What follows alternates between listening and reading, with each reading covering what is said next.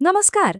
आजिर एही आलोचनारे आमे एमिति एक हृदयस्पर्शी कहानी उपरे कथा हेबा जहा प्रकृतरे बहुत प्रेरणादायक।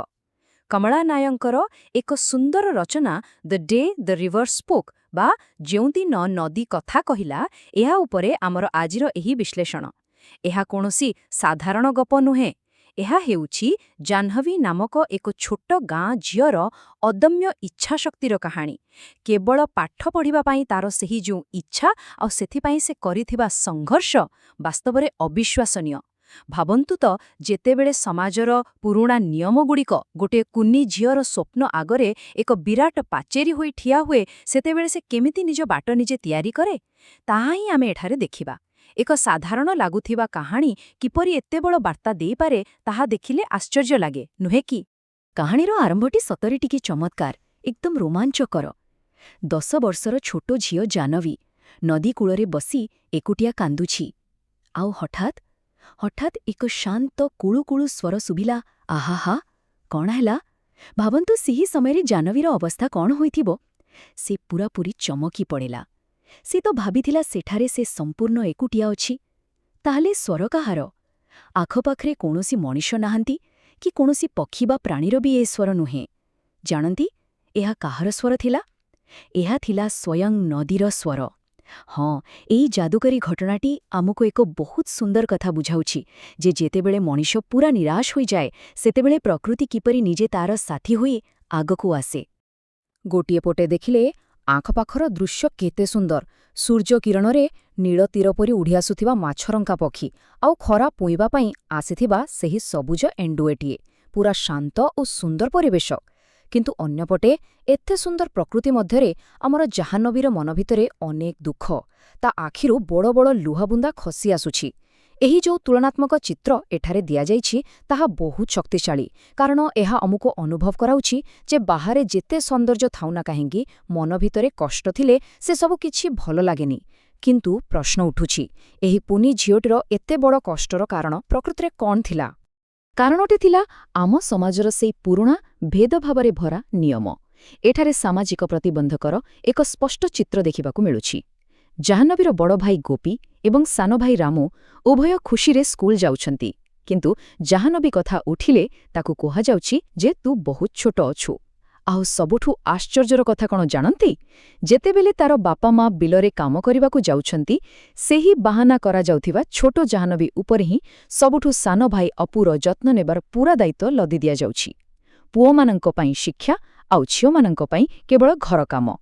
एही पारंपरिक एवं संपूर्ण अन्याय नियम ही थिला जाह्नवीर लुहर प्रकृत कारण। एही भଳି बाधाविघ्न जाह्नवीर मन उपरे केते गभीर प्रभाव पकाउथिला टिके चिंता करंतु।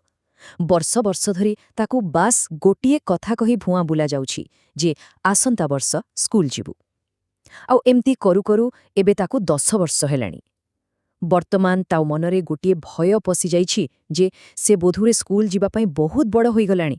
आउ जदि से एबे स्कूल जीव तेबे शिक्षकताकू निश्चय सेठारु तड़ी देबे।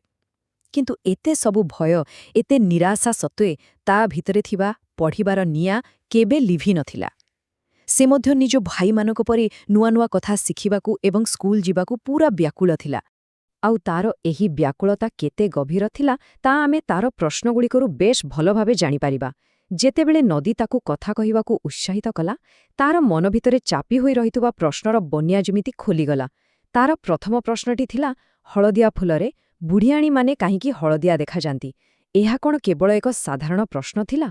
आदु नुहे। एहा थिला ता भितरे लुचि रहितुबा एक तीक्ष्ण वैज्ञानिक मनोभावर परिचय। जाह्नवी निज आखपाखर प्रकृतिकू बहुत निकटरू पर्यवेक्षण करुथिला एवं ता पछरे थिबा प्रकृत कारण जानिबाकू चाहुथिला। असुविधा केवल एतिकी थिला जे एई सबु उत्तर पाइबा पाई ता पाखरे एक श्रेणीगृह नथिला। तार प्रश्नर तालिका किंतु सेतिकिरे अटकी नथिला। से लगातार पचारि चालिला, बाउंस गछ काहींकी सरसर शब्द करे, जहन काहींकी सबुबेले पहाड़ पछरू ही बाहारे। एही सबु निष्पाप प्रश्न प्रमाण करुछि जे शिक्षा माने केवल बही घोषिबा नुहे। एहार प्रकृत अर्थ हेउछि निज आखपाखर दुनियाकू प्रकृतिकू बुझिबा। समाज बधवे ताकू घर कोणरे चुपचाप बसाई रखिबाकू चाहुथिला, किंतु तार मन कोनोसी बाधा मानिबाकू प्रस्तुत नथिला। ତାର ଚିନ୍ତାଧାରା ସମସ୍ତ ସୀମା ପାର କରି ସୃଷ୍ଟିର ଅନେକ ରହସ୍ୟ ଭେଦ କରିବାକୁ ଡେଣା ମେଳାଇ ଉଡ଼ି ବୁଲୁଥିଲା। ଏବଂ ଶେଷରେ ସେ ପଚାରିଲା ଏକ ବହୁତ ମଜାଦାର କିନ୍ତୁ ବୁଦ୍ଧିମାନର ପ୍ରଶ୍ନ। ବିଲପାଣିରେ ଥିବା ଛୋଟ ମାଛମାନେ କିପରି ବେଙ୍ଗ ହୋଇଯାନ୍ତି? ଅର୍ଥାତ୍ ଯେଉଁ ଟ୍ୟାଡପୋଲ୍ସ ବା ବେଙ୍ଗପୁଲାମାନେ ଥାଆନ୍ତି ସେମାନେ କେମିତି ବେଙ୍ଗରେ ପରିଣତ ହୁଅନ୍ତି? ଜାହ୍ନବୀର ଏମିତି ଲଗାତାର ପ୍ରଶ୍ନବାଣ ଶୁଣି ନଦୀ ମଧ୍ୟ ହାଲିଆ ହୋଇଗଲା ଆଉ ମଜାରେ କହିଲା, ଆରେ ବନ୍ଦ କର, ତୁମେ ତ ମୋତେ ପୂରା ଶ୍ୱାସରୁଦ୍ଧ କରିଦେଲଣି। ଦେଖିବାକୁ ଗଲେ ଏହା ଏକ ହାଲୁକା ମୁହୂର୍ତ୍ତ ଥିଲା, କିନ୍ତୁ ଏହା ଏକ ବଡ଼ ସତ୍ୟକୁ ପଦାକୁ ଆଣୁଛି।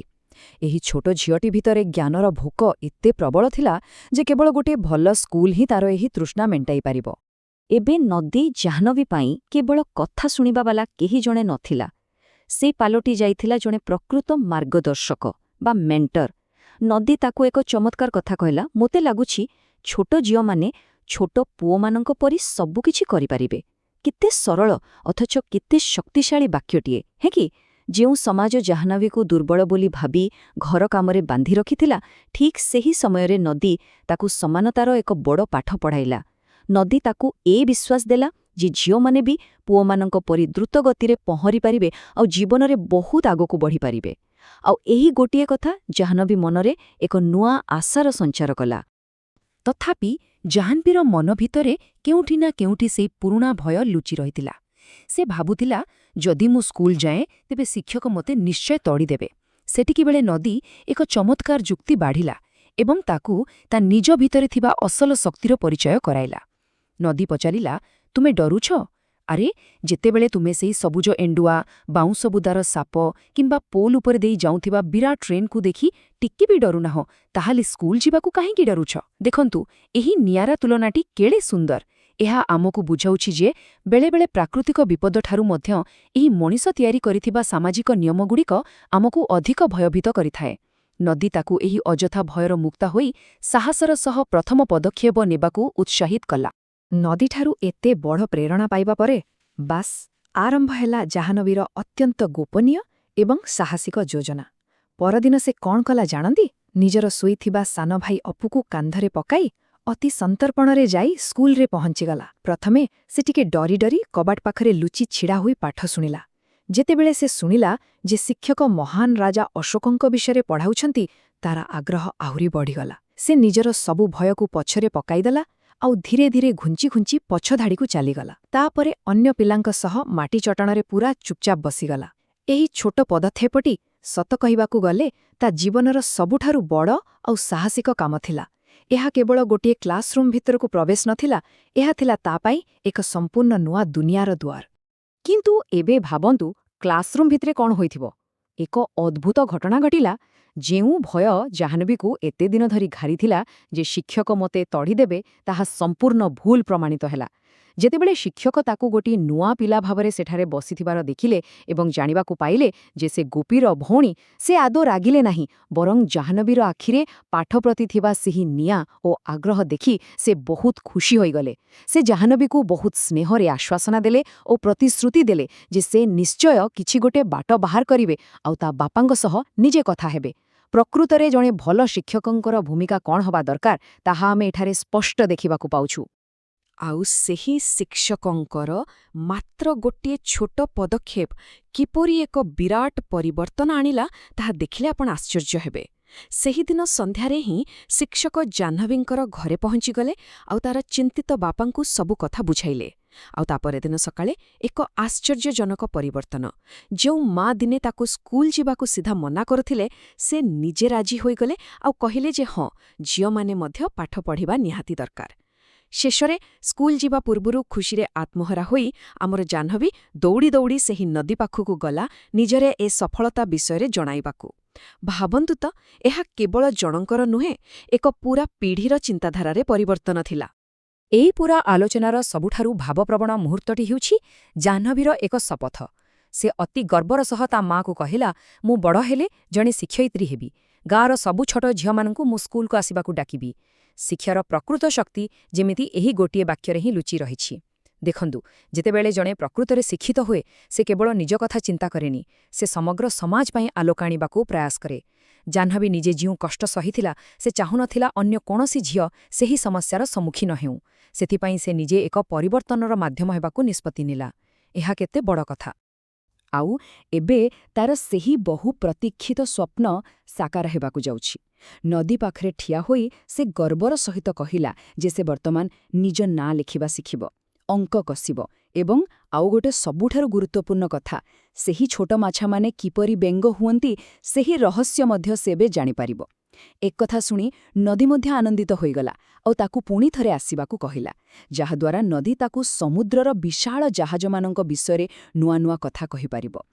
ଏହି ମୁହୂର୍ତ୍ତଟି ସୂଚାଉଛି ଯେ ଜାହ୍ନବୀର ସଂଘର୍ଷରେ ଏକ ସୁନ୍ଦର ଅନ୍ତ ଘଟିଛି ଏବଂ ଜ୍ଞାନର ଏକ ନୂତନ ଅଧ୍ୟାୟ ଆରମ୍ଭ ହୋଇଛି। ଏହି କାହାଣୀଟି ଶେଷରେ ଆମ ପାଇଁ ଏକ ବହୁତ ଗଭୀର ପ୍ରଶ୍ନ ଛାଡ଼ିଯାଉଛି। ଟିକେ ଭାବନ୍ତୁ ତ, ଯଦି ଗୋଟିଏ ଛୋଟ ସାହସୀ ଝିଅ ନିଜ ପରିବାରର ପୁରୁଣା ଚିନ୍ତାଧାରାକୁ ବଦଳାଇ ସମଗ୍ର ଗାଁ ପାଇଁ ଏକ ନୂଆ ଉଦାହରଣ ପାଲଟିପାରେ, ତେବେ ଯଦି ସମାଜର ପ୍ରତ୍ୟେକ ଝିଅକୁ ବିନା କୌଣସି ବାଧାରେ ଶିକ୍ଷା ମିଳିବ, ତାହେଲେ ଆମ ଏହି ପୃଥିବୀ କେତେ ସୁନ୍ଦର ଓ ଶକ୍ତିଶାଳୀ ହୋଇପାରିବ ନାହିଁ? ଜାହ୍ନବୀର କାହାଣୀ ଆମକୁ ପ୍ରମାଣ ଦେଉଛି ଯେ ମନରେ କୌତୂହଳ ଏବଂ ସାହସ ଥିଲେ କୌଣସି ବି ବାଧାବିଘ୍ନ ବେଶୀ ଦିନ ତିଷ୍ଠିପାରିବ ନାହିଁ। ଆମର ଆଶା, ଜ୍ଞାନର ଏହି ଯାତ୍ରା ସବୁବେଳେ ଏମିତି ଅବ୍ୟାହତ ରହୁ। ଆଜିର ଏହି ଆଲୋଚନାରେ ଏତିକି। ଆମ ସହ ଯୋଡ଼ି ହୋଇଥିବାରୁ ଅନେକ ଅନେକ ଧନ୍ୟବାଦ।